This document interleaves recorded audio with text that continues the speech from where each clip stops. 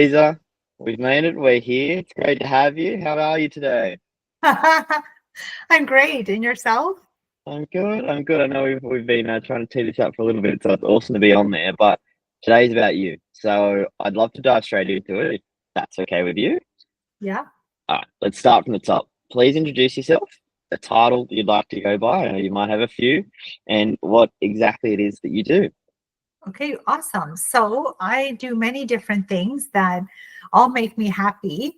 And it wasn't always like that, but now I ensure that I'm always checking in with myself and ensuring that everything that I do is bringing me joy. And so some of those things include pursuing my PhD with a dissertation on inner happiness. I'm a certified life coach who specializes in happiness and spirituality. I also certify people who want to be life coaches as well. I work with a company as one of the facilitators doing that. I am the editor of a luxury men's magazine. I'm also an international writer, so I've published happiness content around the world, been featured on the cover of 2 of those magazines. I have 4 best-selling co-authored books that I've been a part of. I have 4 different shows, internet, TV, and radio shows that I'm a part of as well. I'm an educator of almost 30 years, an educational technologies consultant. I'm a mom, I'm a wife. There's probably more, but that's a good chunk of it. I'm glad you added in mum and wife at the end there because I know we've had in our previous chat, trying to balance all of that plus being a mum, like just Mhm. so impressive. And I mean, there's so many avenues we can go down. Like, if I was to ask you kind of what inspired you, normally it's to go down one or two paths. You've explored so many. So maybe the good question or pivot on that might be what inspired you to maybe go down this Mhm. entrepreneurial path in life and what really kind of ticked it off, even if you want to tell me about Mhm. those jump points from one to the other as well. Thank you. So, did I know that I was going to be doing many of the things that I told you about? No. So, it all started with the milestone of turning 40 that had me taking a step back and reevaluating my life. So, at that point in my life, I had very successful career. So, as I said, I'm an educator, educational technologies consultant. I was, a mom and living the perfect life, that my life checked off all the boxes that family, society, culture, and religion told me I needed to have a happy life. So for me, that milestone was like, well, if I've arrived at half my life at that point, could I imagine living the same life for the next 40 years? And so, in the asking of certain questions, such as, is this all there is to life? That you get up, you go to work, you come home, you eat, sleep, repeat? Could I imagine living the same life for the next 40 years? Am I happy living the life that I'm living? And I realized that in the asking of that particular question, I wasn't happy. And it didn't make any sense to me because I'm like, but Teresa, your life looks perfect. You have all the things. So as I said, fulfilling career, beautiful, healthy family, our own home, cars in the driveway, vacations a year, lots of beautiful material things. And so if I have accomplished all of those things, why is it that I'm still unhappy? And so it really was at that point the lowest point of my life. And I realized that I couldn't continue doing what I was doing, and that my life was only going to change if I was going to start making changes. And so it started me on a path of self-discovery that basically I worked on myself for about 5 years, many books, many podcasts, lots of different life coaching certification programs that helped me to get to a good place.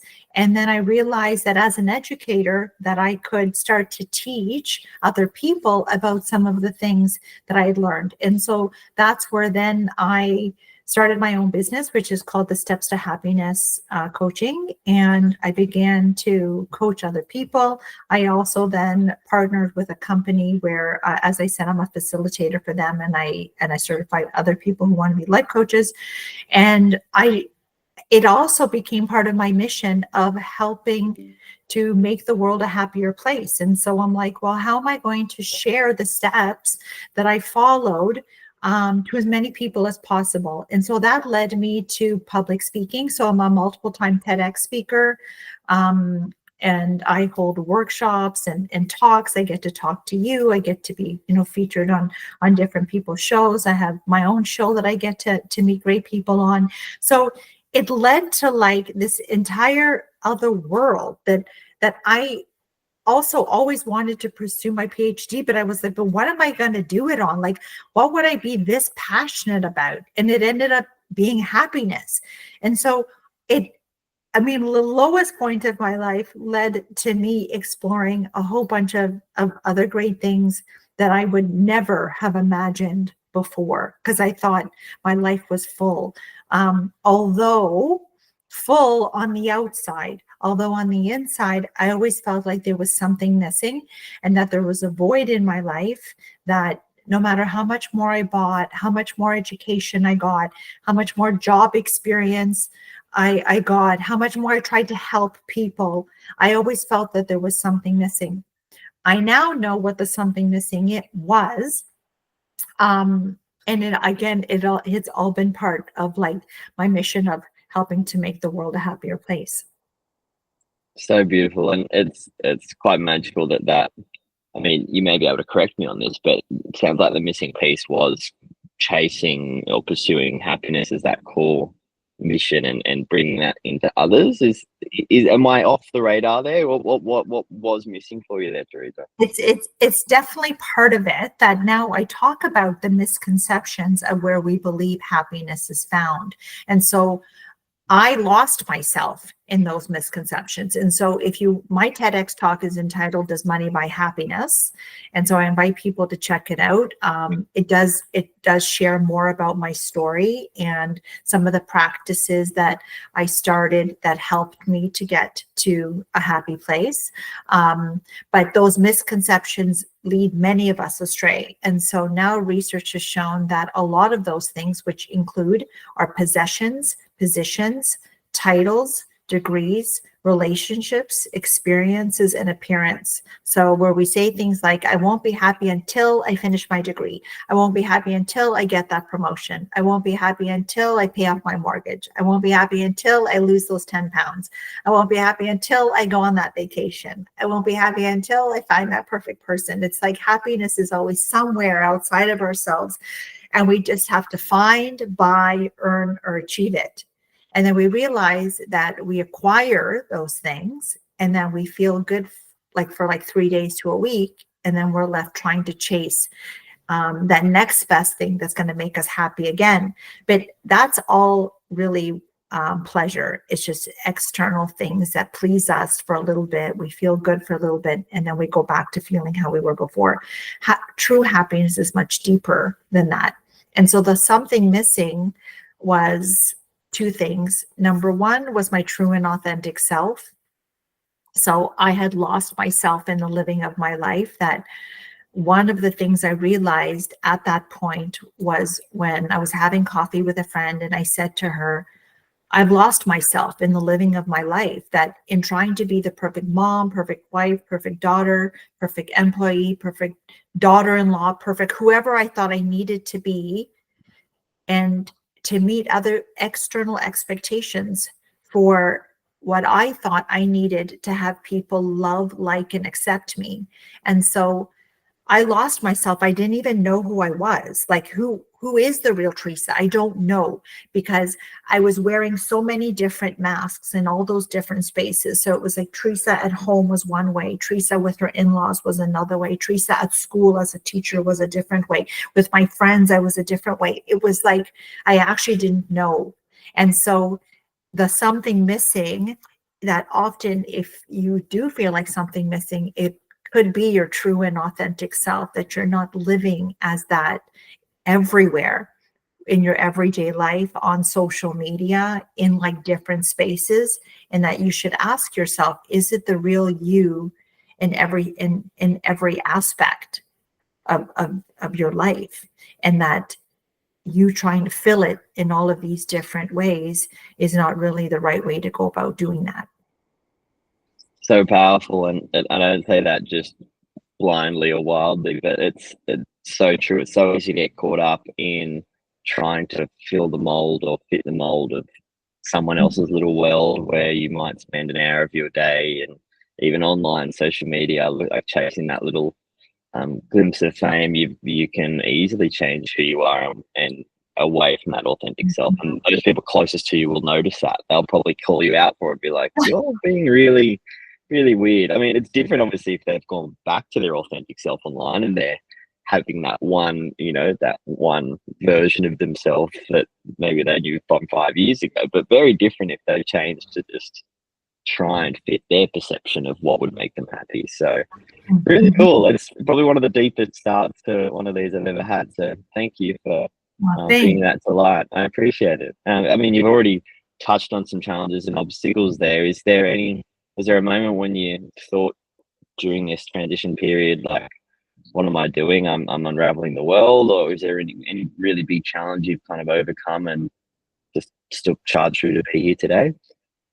Um, well, the other challenge that I had to overcome was the fact that I wasn't loving myself. So that was the other missing piece, that I didn't realize that that I am love, and that I had been looking for love outside myself my entire life. That in trying to meet all of those expectations, looking for love, looking for that acceptance outside of me, I didn't realize that I was loved. And so that's tied to me connecting to my spiritual self, and which I also didn't know about, that I had been, I was brought up Catholic, connected to like God my entire life.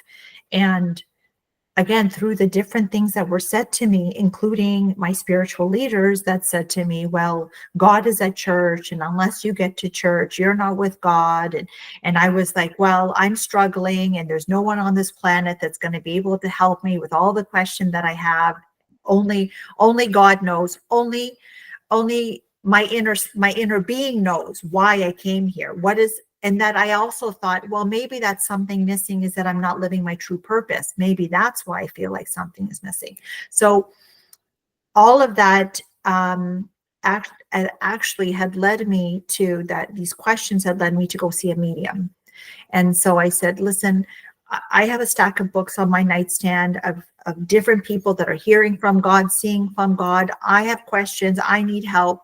And she said to me, well, Spirit is telling me that you need to meditate. And I'm like, so this is over 10 years ago. So back then, meditation was not cool. Meditation was weird and woo-woo, and you didn't tell anyone you were doing it, because when I shared it with my family, they all thought it was part of a cult. So I had to do it in private, and I didn't talk about it with anyone. Although I wanted to shout on the rooftops about how life-changing it was, but I couldn't. And so it was through that process that immediately, so I ended up going to a meditation center close by my home that helped me to get started, because I didn't know what it was. I didn't know what to do. That I'd been taught how to pray, but I didn't know how to listen. And so they will tell you that I cried for an entire year every time I went, because it was like literally my inner being, God, my guides, angels, like everything that's all tied to your spiritual self was trying to communicate with me my whole life, and I just didn't know how to listen. And so really, I would have to say that's something missing in that void. Yes, the true and authentic self, but tied to that is my spiritual self, the infinite eternal part of me that's like in this body having this human experience. And that part of me is always loving, at peace, and happy. That part is always that. And so when I connected to that part of myself, I was like, oh my God, there is so much love inside of me that I didn't know about, that I was looking to my parents, to my husband, to my friends, to everybody else, and everybody letting me down all the time. Not knowing that I was love already, that I could connect to the fountain of love inside of me at any time that I go inward, that there's my inner being versus my outer being, and the outer being is my personality and my identity. It's like all the things I shared with you at the beginning, but my inner being is again the infinite eternal. It's the original self. that part that has been in this body since I was a little girl, learning, growing, expanding, all of that, that's been looking out from these eyes my whole life. That's the part that I didn't know about. And so in the connection of that part, it actually helped me to step into the true and authentic self, by ensuring that I'm always a reflection of that inner being. And that has changed my connection to that part, has changed everything.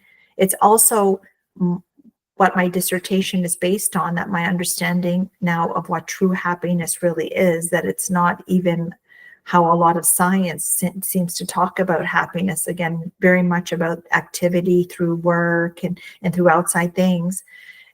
We are happiness always. There's a part of us that's always happy. We're just disconnected from it. We don't know about it.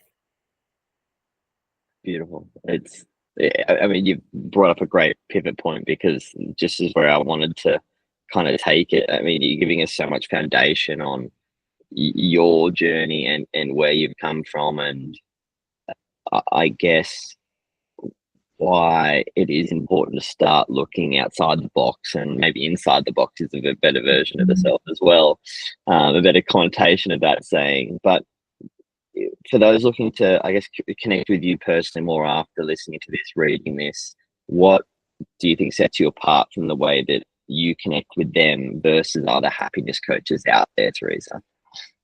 Thank you. So I would say that, I mean, it depends on the individual. So it's always, flexible based on what it is that the client wants to achieve. I have 2 coaching programs that I do with people. One of them has to do with mental freedom, which wasn't created by me. It was by another practitioner who so this is what I would say is unique and different about my programs versus somebody else. That my business is called The Steps to Happiness. My show, my book, everything that I talk about, I write about, is always about sharing the practical steps that people can take to live their happiest lives. It is about, the programs are about giving you tools that you need to help yourself. So part of my story was that I actually didn't talk to many people at all about all of the healing things that I did. Not to say that there weren't, like, some practitioners, but they were there, and there was never a therapist or a counselor or a doctor or anything like that helped me. I didn't feel comfortable talking to people about the things that were, the skeletons in my closet and the stuff that really hurt me. And I didn't want to talk to anybody. For various reasons, which we won't go into. And so all of the different steps that I took, the different practices, methodologies, tools that I utilized, were all on my own, in the privacy of my own home, that I was either doing them in my car, in the shower, in my bathroom, in my bedroom, on a walk in nature, that I was using these tools to work through the things that were like on my heart to work through. My 2 programs give people the ability to give them tools that they can work through without not even having to talk to me about it. That some of my clients, particularly men, have a hard time opening up about particular things, which is why they tend to avoid therapy and counseling to begin with. Coaching is very forward thinking, right? It's very much about, like, let's remove the blocks and let's get you back, like, to the sun. So I say that happiness is like the sun that is always there, but sometimes the clouds move in front and we can't see it, but it's always there. The programs and the tools inside the programs are designed to move the clouds out of the way so that you can return back to the happiness that you are. So Mental Freedom is a 6-week program that gives you a tool every single week to work through any of those blocks. The second the second program is called the Steps to Happiness program. That one is more, I would like to say, can be a little more spiritually focused. So people that are looking to connect more with their inner being. So I'm finding that those individuals who have achieved a certain number of things in their life similar to me, right? So they have the successful, the career, they have the money, they have the house, they have the boat, they have the houses, they have all these things. And they're like, but what else is there? Well, the what else is there is actually the inner world versus the outer world.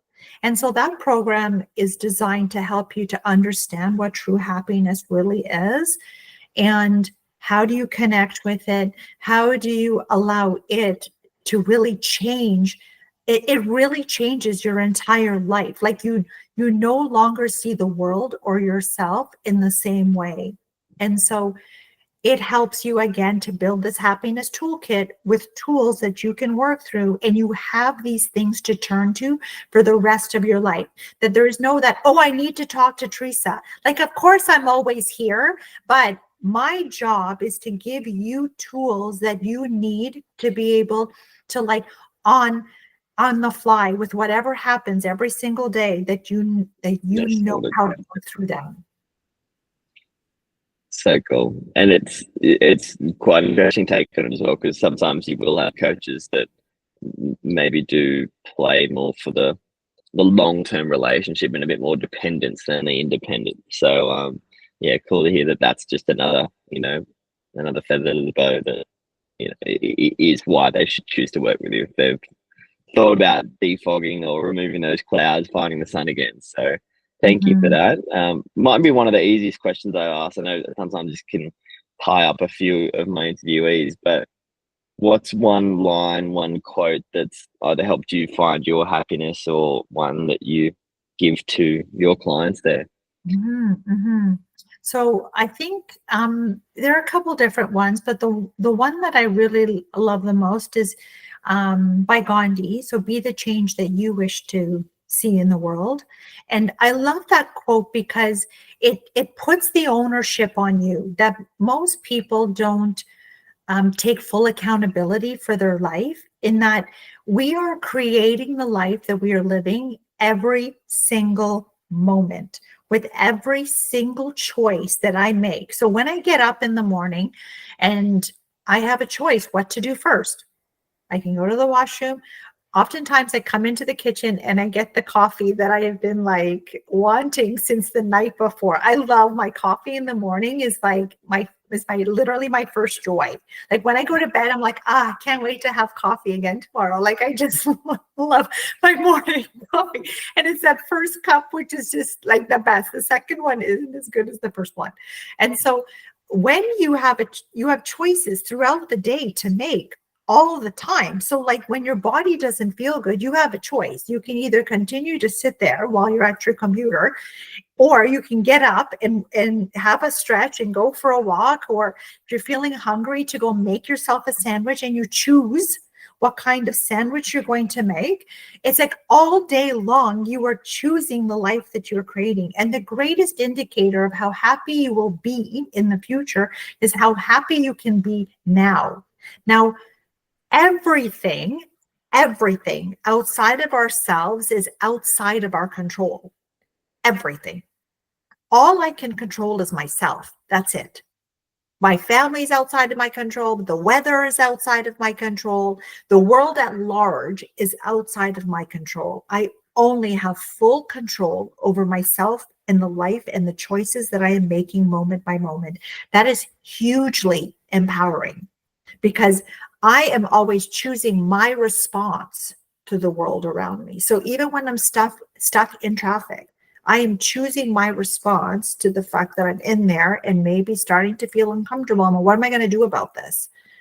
Well, I'm going to, put an audiobook on. I'm going to put my favorite playlist on. I'm going to listen to a podcast. I'm going to so in every moment, I'm creating again, because I say that we're all in our own happiness bubbles. And so that quote, be the change that you wish to see, it places the ownership on you to create the world that you want to be a part of. And why I say that is because our external world is only ever mirroring our internal one. So when you find that your life outside is very chaotic, most likely it's chaotic inside of you. At that point in my life, when I felt that everyone was dishonoring me, disrespecting me and not loving me the way that I wanted, it was because I wasn't doing those things for myself. I wasn't loving myself. I wasn't respecting myself or honoring myself when I was trying to be who I thought everyone else wanted to be. Well, they needed you to be. Yeah. And all they were ever mirroring to me was the fact that I wasn't doing those things for myself. And when I started to do those things for myself, all of a sudden the relationships outside of me all changed. I couldn't, it's like, it's still literally like magic. And so when there's those times in my life that I feel like, God, nobody's appreciating me and nobody, it's like, oh no, Teresa, are you appreciating yourself? Are you appreciating yourself? And often I'm not. And so as soon as I start to check in with myself and I'm like, Teresa, you know why you're doing such a great job and good for you. And instead of woe is me, which is what we want to do, is no, actually, Teresa, you need to have gratitude for yourself, have compassion for yourself, like applaud yourself, look at all the small wins that you're doing. And that helps me to like feel better. And then all of a sudden I don't feel like people aren't appreciating me on the outside. So it's a very powerful quote. I don't know to say, did he mean it in any of the ways that I particularly love it, but that's the truth. And it's so relevant to any aspect of the moment. Like the moment you described exactly is, that the whole appreciation, and just sometimes you need to be the one that does give yourself a pat on the back. You don't need to go searching for it elsewhere. And I mean, especially as parents, I'm sure parents alone would be able to relate to that so often when, your other half is burnt out, children are screaming, running around, and sometimes you do just need to, don't fall into that woe is me trap and go into the, you're doing a great job, give yourself a pat on the back. So thank you. It's been a really, really, really deep session. I've loved it. So where to next then? We've accomplished so much in the last 10 years. What's next? What are the aspirations 6, 12, 5 years from now? Thank you. So in the pipeline, I would love to continue to do like more keynote speeches. I feel like I've done two more TEDx talks. I need to finish and publish my book. So I have a book entitled The Steps to Happiness. It is the appendix to my PhD. So this year I really need to work on, I'm at the writing stage now, like all the coursework has been done. And I've been busy with lots of other fun and exciting things. And so I've been putting it on the back burner, but I need to get to that. And I believe that there's going to be a whole bunch of doors that will open after that. And so those are that's the big one. The PhD is the big one. And then I think that more of the speaking will happen once my dissertation is done. And just to travel with that, like I would love to speak to people like around the world on what and then what I know about the happiness is like what's been shared to me by spirit. And now there's a lot of science out there too, which is actually proving a lot of the spiritual things that Eastern religions have always talked about happiness in this way. It's just that here in Western culture, we just see it in a different way. So it's kind of like merging the two of them. It does seem a lot more approachable, to say the least, than what it used to be. It's awesome to see, that merge happening. So, well, I'm excited. I'll obviously keep a very close eye on the finish of the PhD, the book release, everything else. I know we've stretched our usual time limit as I give you a heads up. Do you have another couple of minutes for the Fast Five? I won't be offended if you don't, Teresa. Cool. Yes, please. Let's dive into the fun part, a bit more reflection. I know you do plenty of it already, so hopefully it comes quite naturally. Just blurt the first thing out that comes to mind. First question, what advice would you give to your younger self? To love myself more. I didn't love myself at all. I was hating and loathing on myself all the time because it was all the negative things that were said to me over the course of my life. So I was never pretty enough, never skinny enough, never athletic enough, never smart enough. It was all the time. The negative self-talk in my head was constantly criticizing me, belittling me, sabotaging me, degrading me all the time. It was all the time. And so connecting to that place of love inside of me helped me to become aware of all the ways that I wasn't loving myself. in all aspects of myself. And so the missing piece to happiness really is that unconditional love. It is. And so it would have been that, like, Teresa, love yourself as you did when you were 8, that little 8-year-old girl who thought that you were amazing, just as I was, that I didn't need to be different than I was. Is to go back to like how I saw myself before the world told me it was no good. It's Sorry. no, don't be sorry. It's really it's a really deep, and that's that personal connection that we should all feel to our younger version of ourselves, and it's beautiful that you're able to just so quickly and so openly tap into that. So thank you for again opening up. I think it's if the world can learn to love themselves, they'll have a lot more love to give as well, which is Yes. the beautiful part with that. Going a little, maybe flashback to maybe that teenage version of yourself. Did you have a teenage celebrity crush? Was there a poster on the wall? What was your teenage years like there, Teresa?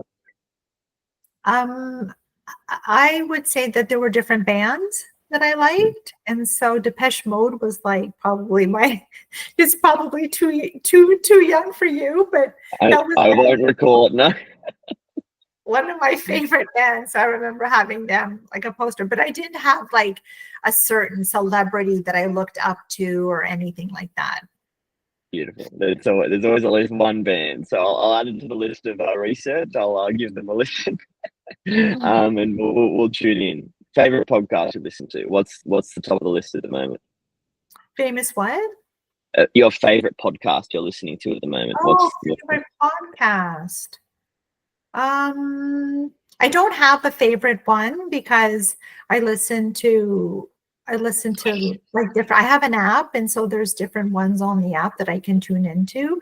But the speakers that I love to listen to is like Dr. Wayne Dyer. I don't know if you've heard of him, but he's like, I call him one of my spiritual gurus because he's written like tons of books, and he's no longer alive, but anything by him is something that I love to listen to. Louise Hay, same thing. She's not alive anymore either, but also like one of those like foundational people, and let's say in the spiritual realm. So I love to listen to her too. There's Marianne Williamson that I love to listen to. All really great speakers that are all again very connect. Robert Holden, he all speaks on happiness. He's also like I would say one of my happiness mentors. I love his books and his podcasts too. So thank you. I will, to give you a peace of mind, no one suggested any of those so far, which I think is the coolest part. I haven't had anyone double up on podcast suggestions or celebrity crushes either. So again, it adds to the unique factor that everyone's got in their life. Music genre, what gets you in the zone, whether it's work, obviously very different to meditation, I'm sure, but what's your kind of go-to music genre? I would just say it's like top 40, just whatever. Like I love Ed Sheeran. I love him. I love his sound. I love his lyrics. They're all really good. So if I had to say like who'd be my favorite, I know this probably sounds cheesy too, but I like Justin Bieber's songs. I like his sound too. So like, yeah, usually it's like top 40, but they would be like probably my favorites. Yeah. Beautiful. Yeah, it's hard to beat and easy listening to at any time of the day. So most important question of all, ketchup or barbecue sauce? What's your go-to? I'm going to say ketchup because it's more versatile than barbecue sauce. I agree. We're tomato sauce more so down here in Australia. A bit of a thinner consistency, but yeah, very versatile is the word. So thank you for answering the hard-hitting question there to finish. Where can readers, listeners, where can they connect with you, find out more about you? I know there's probably plenty of places, so please feel free to plug away, and I'll obviously add links as well. Thanks. So you can find me on my website, which is teresagreco.ca. You can find me on all the social media platforms. I'm like everywhere. Either it's like at Teresa Greco or at Teresa Greco _ steps to happiness, or on Facebook, Steps to Happiness with Teresa Greco. Same thing on TikTok and YouTube, and it's all at Teresa Greco _ steps to happiness. Beautiful. I'll find all the different variations. I'll link them all in there for all. It's been a total pleasure. And I do mean that, because I think there's going to be a lot of relatable little snippets for me to post out there as well, beyond just the article, to the audience. So thank you so much for your time. It's been a total pleasure, and look forward to getting it out there. Thank you so much. I really appreciate it as well. Thank you. My pleasure.